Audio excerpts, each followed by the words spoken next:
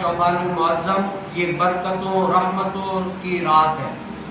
اس میں اللہ تبارک و تعالی اپنے مومنین بندوں سے صبح فجر طلوع تک، یعنی فجر صادق ہوتا ہے، فجر ہو جاتی ہے، تب تک اللہ تعالی رات سے لے کر فجر تک اعلان کرتا ہے کوئی مانگنے والا کہ میں اس کو دے دوں، ہے کوئی مصیبت زدہ جس کو مصیبت دور کرنی ہو وہ دعا کرے، میں رب تعالی اس رات کے صدقے میں اس کی مصیبتیں دور کروں۔ ہے کوئی ایسا جس کے رزق میں تنگی ہو، اگر وہ دعا مانگے تو میں اس کے رزق میں اضافہ کر دوں۔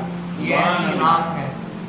حضور کائنات صلی اللہ علیہ وسلم نے فرمایا کہ اس رات میں اللہ تبارک و تعالی عرب میں بنی کلب کے بکریوں جتنے بال ہیں ان کے جسم پر ان بالوں کے برابر اللہ تعالی جہنم سے اتنے لوگوں کو آزاد کر کے جنت میں داخل کر دے گا۔ سبحان اللہ۔ ایک بکری جو ہے نا، ایک بکری، اس کے بھی بال ہم سے گنے نہیں جاتے، پتہ نہیں کتنے، ہمیں نہیں پتا۔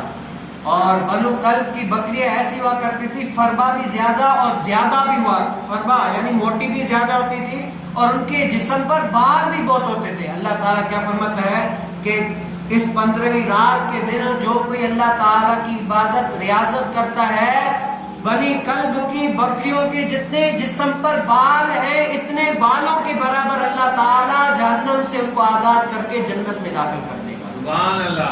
مومنین اپنے اللہ تعالیٰ کی رحمت کی طرف نگاہ کرتے ہوئے مغرب کی نماز کے بعد ہی مصلی بجا کے اللہ اللہ کرنا شروع ہو جاتے ہیں۔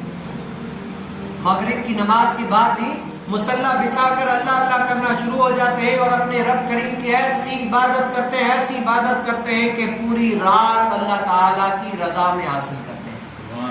اور بندہ مومن اور اللہ تعالیٰ کا متقی بندہ وہ ہوتا ہے کہ جو اپنی رات کو کس میں بسر کرے، اللہ تعالیٰ کی اطاعت میں بسر کرے۔